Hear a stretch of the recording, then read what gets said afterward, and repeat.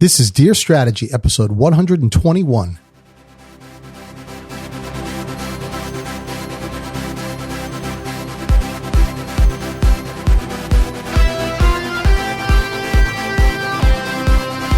Welcome to another episode of Dear Strategy, where we answer all of your questions about product and business strategy. Real questions from real people in real companies, just like yours. Welcome back, strategy creators, to another great episode. This is episode 121.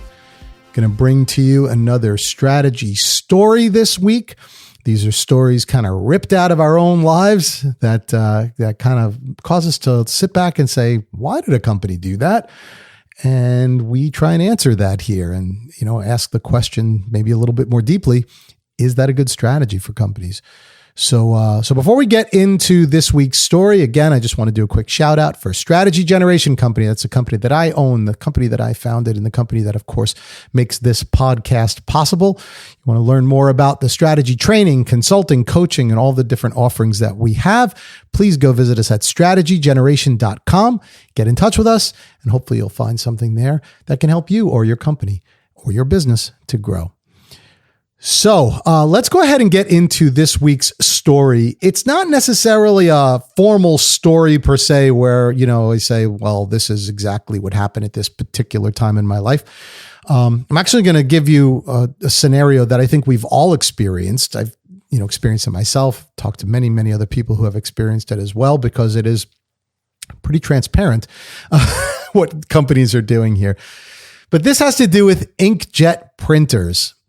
And I think this is particularly interesting because with the latest kind of crisis that we've gone through as a society with COVID and everything else, of course, there are many, many changes culturally in the way that we're doing business. And one of those changes is that a lot of us are doing business from home.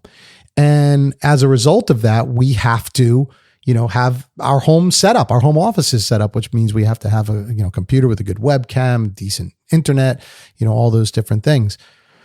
And one of the things that translates into a home office as well happens to be inkjet printers. Now, I found something to be interesting because when the whole crisis hit, and those of you who may be listening internationally, of course, I'm located here in the United States. And when the whole thing hit sometime in the March, April timeframe, I have a webcam. I've been doing, obviously remote stuff for a long time. I have actually several webcams, but I needed to get another one. And it was strictly because I was trying to set up a specific area in my home where I would do online classes. And I didn't want to use my normal webcam and keep bringing it back and forth. So I needed to get a webcam and, went online to do that, Amazon, Best Buy, wherever I would get it. And they were sold out. And I mean, solidly sold out. And I'm talking about for months, right? I could not get another webcam for a good solid month, maybe 3 even. I think I started looking in April. I didn't get one until like July or something like this. So it was a long time that there was a backlog, which of course, I'm sure the manufacturers of webcams did not anticipate the flood of requests that would be coming all at one time. But I think more importantly, is it an indicator of how many people kind of needed that device when they started working from home. Well, a little more surprisingly to me was the same kind of thing was seen with printers. And I was surprised by this only because I would have thought that the age of printers is kind of getting behind us, right? Like most people are able to, they don't have to have things printed in front of them. They could actually look at things on their computer and so forth. So I would have thought that wasn't like one of the higher in demand items that people would have. But that turns out not to be the case. And I kind of understand why, because, a lot of people only have one screen, right, that they're looking at. And so you do need to have some printed materials because you don't have the luxury of having 10 monitors open, right, or whatever it is. So I kind of get it, but I was a little bit surprised by it. And so in my case, my printer broke. I had a home printer again that I was using, no problem, and it broke. And I needed to get a new one, and I couldn't get the one that I wanted. That one didn't seem to be quite as in demand as webcams, in fairness. But when I called up around and called places, they said, oh yeah, anything that has to do with home office, you pretty much can say it's going to be a pretty long delay. So obviously printers are still in demand, right? And so, okay, all of that to say, what are we talking about this week? What we're talking about is the whole idea of inkjet printers and buying an inkjet printer versus buying the cartridge. Okay. And the reason I thought this was interesting is because when I went to buy my inkjet printer, my new one, I realized that there was a whole other technology that had been implemented since I bought my last one, which is to move away from cartridges and move towards bottles, right? So the idea is that the printer itself has a tank, and you fill that tank with the bottle of ink. And there's a tank for each color, of course, and there's a bottle for each color and so forth. But the idea is that you can buy the ink in a large quantity, and you can fill the tank, and you could always see how much ink is left in that tank. So, it's obviously the ink is not hidden in the cartridge, but I think more importantly, the ink is not hidden in the price of the cartridge.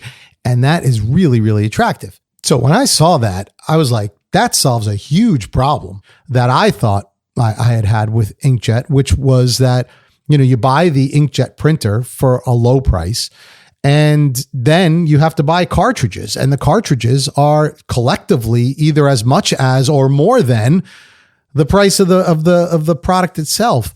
And you have to buy a lot of them, and you have to buy them continuously. And it's a tremendous amount of money. I mean, in the previous inkjet printer that I had, which lasted a long time, I think at the time I paid maybe $100 for the printer itself. And that was probably expensive even, right? But the cartridges, I mean, in a given year, I would spend easily 2 times the amount of the printer on just the cartridges alone. I think my particular case, I had 4 cartridges. Each one of those cartridges were ranging from $20 to over $30, maybe even $35. And there was different options too, right? There was like the extra large capacity and the regular capacity. So the regular capacity would last less time. All of these things were smoke and mirrors to try and get you to pay as much as possible for this ink, right? Which I did. And, let's say for a set of cartridges, I would spend nearly $100. If I did that twice a year, that's easily 2 times the cost of the printer itself. So an incredible amount of money that I would be spending. So you get the idea, right? Is that there's a real consumer problem here, is that the cost of cartridges are so unbelievably expensive. Well, it turns out that the reason that happens is actually a strategy. And even though it pisses all of us off all the time, it is a real strategy by companies, and it's called captive pricing, right? So essentially what they do is they sell the inkjet printer at below cost prices, right? Now, I don't know in every company if it's below cost, if it's at a low margin or whatever it is, but it's a very, very low margin, if not a negative margin. And they do that because they know they're going to make their money on the cartridges, where they could actually charge a lot of money, right? Because now you're held captive. You have the printer. The printer won't work without the cartridges. So they know you have to buy the cartridges. And so bam, they charge lots and lots of money for it.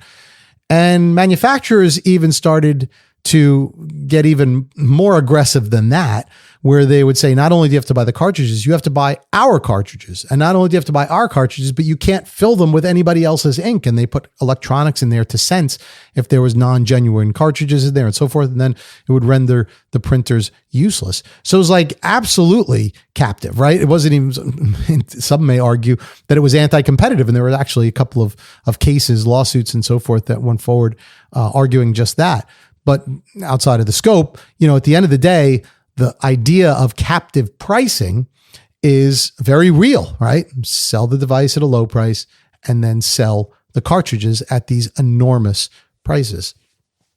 Now, what's interesting about this with inkjet printers, and why I think now the problem has been quote unquote solved, is because captive pricing isn't all a bad thing when it's within consumer expectations, right? So another example of captive pricing is razors and razor blades. Another one is, coffee pods, right? No matter how you feel about that, when you buy a Keurig machine or some similar type Nespresso, whatever machine, you have to buy the pods that go along with it. Otherwise the machine doesn't do anything, right? So when you are expected to buy accessories that make the product run, you kind of know that up front, and that doesn't create a lot of problems for a consumer. Where it really creates a problem is where when you're holding someone captive, you charge them such an exorbitant price that it's so obvious that you're charging them an exorbitant price and they have no choices. That's where people really get upset. So the idea of captive pricing, the way coffee makers are doing it, I don't see a real problem with that, right? As a consumer, I don't feel like I'm paying an exorbitant price for the pod. Now, you could argue that versus a drip coffee maker or something like that, yeah, it's pretty expensive, but it doesn't feel horrible. And I have a lot of choices from a lot of different manufacturers who've been licensed to sell their types of coffee through this same type of a system. So I don't feel horrible, right? I don't feel horrible. I know what I'm getting into, and I feel like that's kind of okay. But if those coffee pods were $10 a piece or $20 a piece, I would say that's absolutely ridiculous, right? And now you're making it that I can't use this product without spending some ridiculous amount of money. Then that becomes a different story. And I feel like that's what inkjet manufacturers did. And they made it a lot worse by not giving you any choice but to buy their branded cartridges, which of course were the most expensive ones, right? So really, really crazy when you do it that way. And by the way, I mean, anecdotally, I've heard that inkjet ink is one of the more expensive liquids that you could buy, right?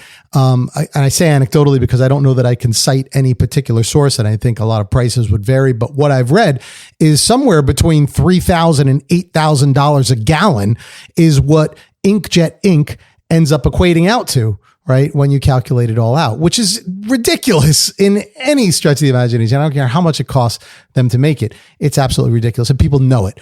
And that's where the problem comes in. So if you are in this mode of captive pricing, that's not necessarily a bad thing as long as it's within reason and as long as consumer expectations are met. When you start holding them truly captive and handcuff them and force them to pay prices that they would never pay otherwise, especially when you do that kind of after the fact and or change the rules on people, which I think that happened with some of the inkjet cartridges as well. That's where people get really, really upset. So the good news is most things that happen like that do get corrected. And it only took one manufacturer of inkjet printers to say, okay, we're going to do something different. We're going to lower the cost of this in some way. Kodak, by the way, tried that with their all-in-one printers somewhere, I think somewhere in the 2000s, they tried to do that and lower the cost of the inkjet cartridges or the ink itself. But I think they kept by and large the same model of printer and cartridge. And so I don't know that people trusted it, or maybe there wasn't enough variety, but it didn't necessarily work. But with these new refillable bottles, which I think Epson was the one that started that. Again, don't necessarily quote me, but I'm pretty sure they're the ones that brought that to market. With this one seems to be something that could catch on. Now I see a lot of manufacturers, Canon, HP, they all have their version of these tanks that you can fill with ink. And I think they're still encouraging you to use their ink, but at least you feel like, wow, I'm getting a good amount of ink. I could see how much ink is there. And I know what I'm getting charged for it. And even though it's expensive, it feels a little bit more in line with what I would expect to pay. And I think that's a better way to run this. It's still captive pricing, by the way, but it's just not exorbitant captive pricing. And I think that makes a huge, huge difference. So all of this to say, in the shortened version, if you are going to implement a captive pricing model, which there are many ways to do this, by the way, we've just scratched the surface, but you can get the idea of how this might happen. Do so in a reasonable way. Make sure, like we always talk about, consumers know upfront what they're getting, and that you're not violating that magic area of people thinking they're paying too much. And people know the value they're getting out of something. When you start charging way, way beyond the value proposition, eventually that's going to come up and bite you, right? And that's kind of the thing that you want to be thinking about if you're thinking about going with some type of a captive model. Okay, so there you go. There's the story. Hopefully that's helpful. Again, if you have a story that you want us to tell or you want us to analyze or a question that you want to ask to be featured on the show, go out to dearstrategy.net, click on the contact link, and ask that question, share your feedback, share your story.